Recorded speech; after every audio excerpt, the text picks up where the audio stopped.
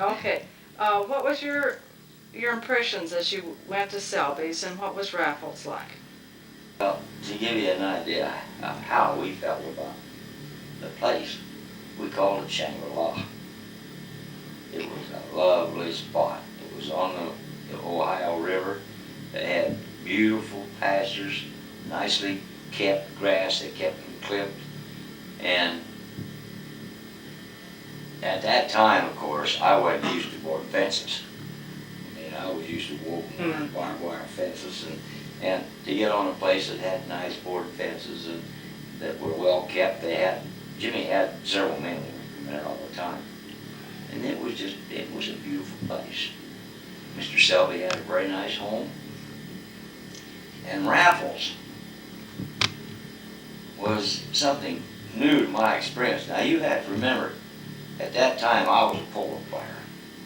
And polo players ride 15-hand horses. And here's a little horse, barely over 13 hands, and I didn't know what he was good for. But I loved Image. Image was a real flashy, bold moving horse. And there was another horse there that I saw ridden. And after I saw him ridden, I knew that that was the kind of horse I was going to raise. The horse that sold me on raising Arabian horses was Stomia. One of the most graceful horses under saddle I've ever seen. He was a lovely horse. It's a shame that we don't have Stomia horses in this country today, because he should have been used. He did go up to Mr. Selby's or Mr. Gainey's in later years, and I don't really know if you can find a horseman pedigree a horse that is descended from any of the mares that bred to him. I just don't recall any, but it's too bad. I learned to appreciate Raffles.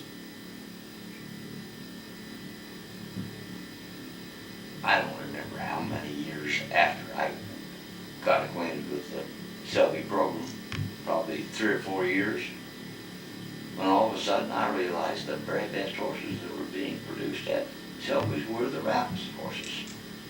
And once I learned that, I learned it well, and I kept it learned. They were the best horses. First generation of Raffles offspring was always as large as them. I don't recall his producing any mares or studs that were smaller than the mares they were out of. Horses like Indra and Carl Asmus, good Rathmere's horse, that was a big, stout horse. He was a national champion horse at the old National Stallion Show at Waterloo, Iowa. And, I could go on and on. Good, stout, good-looking, useful horses. It wasn't until we got down to the second and third generation of inbreeding and line breeding that we started getting those real small horses. This is what happened to Alice Payne's horses. And nobody has learned yet today how to breed the Alice Payne horses without producing those tiny little horses, particularly the stallions. The stallions were always smaller than mares. And we always had trouble with it. We produced colts that were just too small to be used for anything.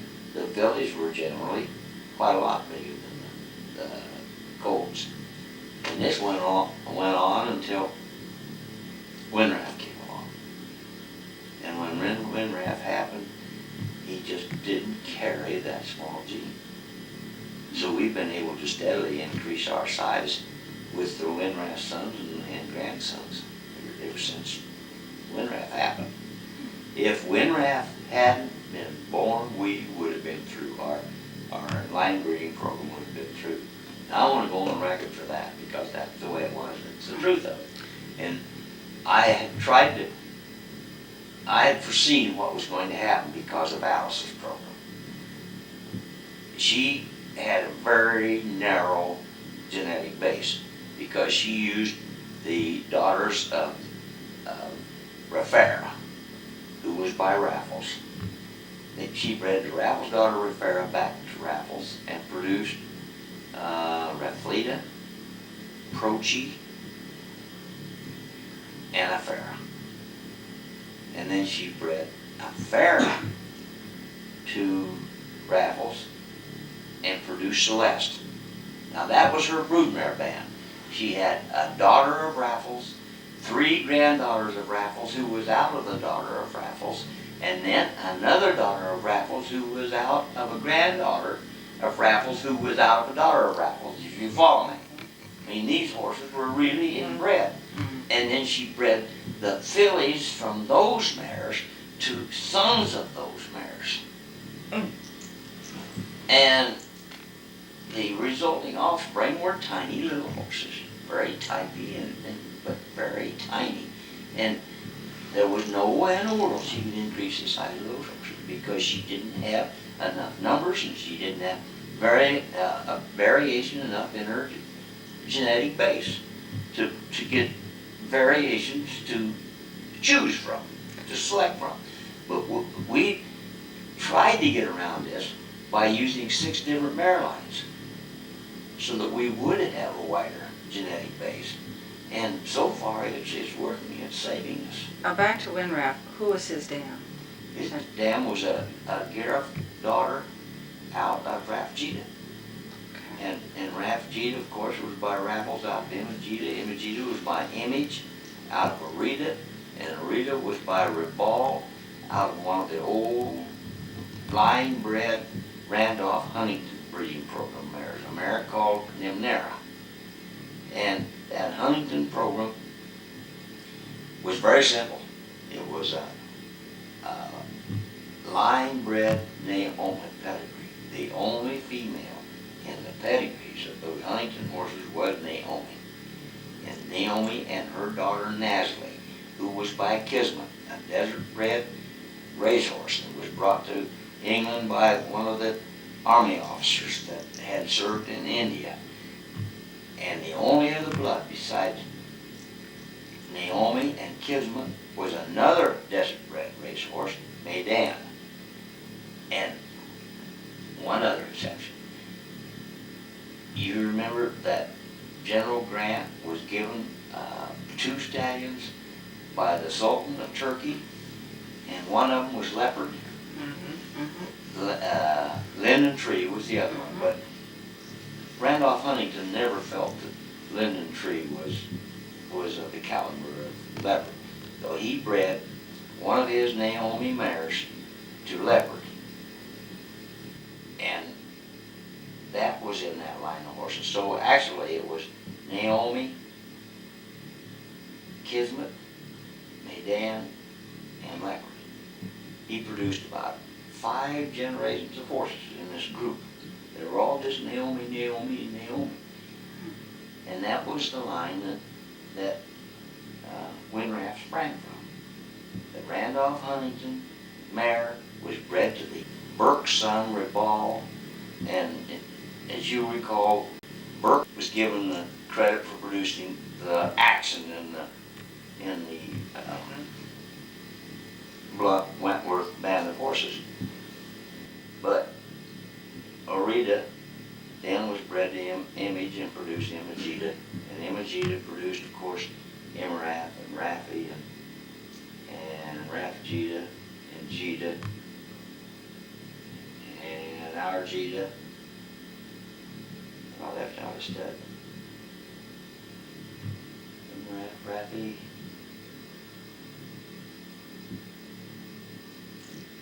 I guess that's it. She produced about 5 full brothers and sisters. Of course, they've really done well. And Rafjita produced 6 straight fillies for us, didn't she? We called her the mortgage payer. And we ended up selling her to the Horns. Yeah, that was May's mare.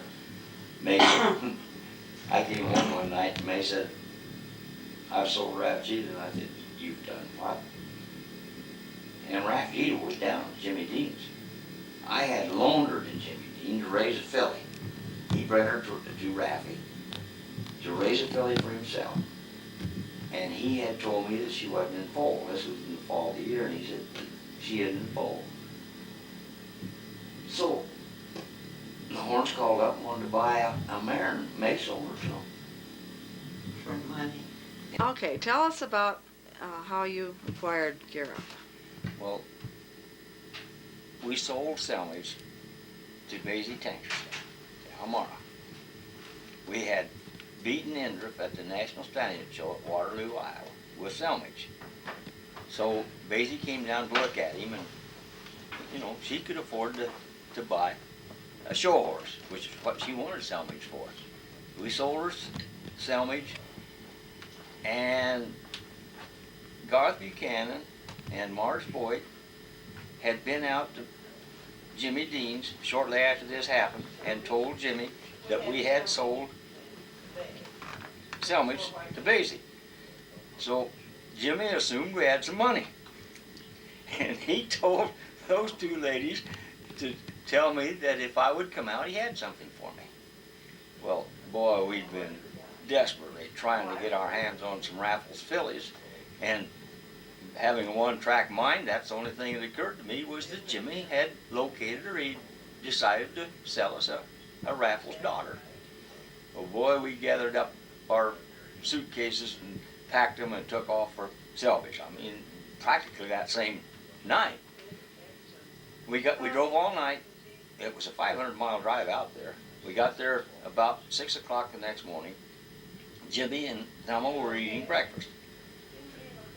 So we sat down and ate breakfast with them. And when we got through eating breakfast, Jimmy and I were going out to look at the weanlings, coming yearlings. It would have been coming yearlings at that time. But Thelma and May wouldn't let us go because they were doing dishes, and they were afraid we'd say something they wouldn't hear. So we had to wait till they got the dishes done to go out and look at all these young horses, these weanlings. And at that time, I knew all the brood mares and I knew the stallions. And I prided myself on the fact that I could look at a foal and tell Jimmy what stallion it was by and which mare it was on. And I was just going along 100% until I came to a little mahogany bay stud colt. And I looked at that colt, and I couldn't place it. I just absolutely couldn't place it.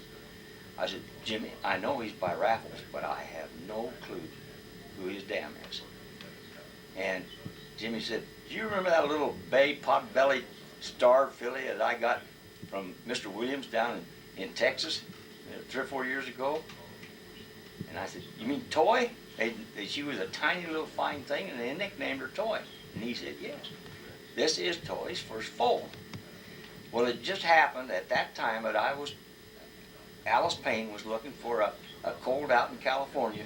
He was looking for a mare out in California. I wanted an Antez, as nearly close up to Antez as I get. At that time, it had to have been an Antez granddaughter because it wasn't possible to get any Antez daughters. There were very few of those available.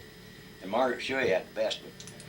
But anyway, she was trying to find me an Antez bred mare to take over and breed the Raffles because I wanted to breed some speed into some Raffles horses. Well, this colt was out of a Antez granddaughter, and he was a grandson of Racine, which suited me. This suited me fine. And I said, is he for sale? And Jimmy said, well, he would be if the right person came along. And I said, would I do? Yeah, he said, I guess you do. So anyway, that's how I bought Gareth. And it wasn't until the next summer, Jimmy sent me the papers that I discovered that he had transferred that colt to us in February, and we didn't get him until June. I mean, he was that sure, if I ever saw that colt, that I'd buy him, that he just went ahead and transferred the papers to me, mainly because he was afraid Mr. Selby might sell him to somebody else that came along that, and he could say, well, he's Bill Munson's colt. He'd been promised to Bill Munson. But anyway, that was the story of Gareth.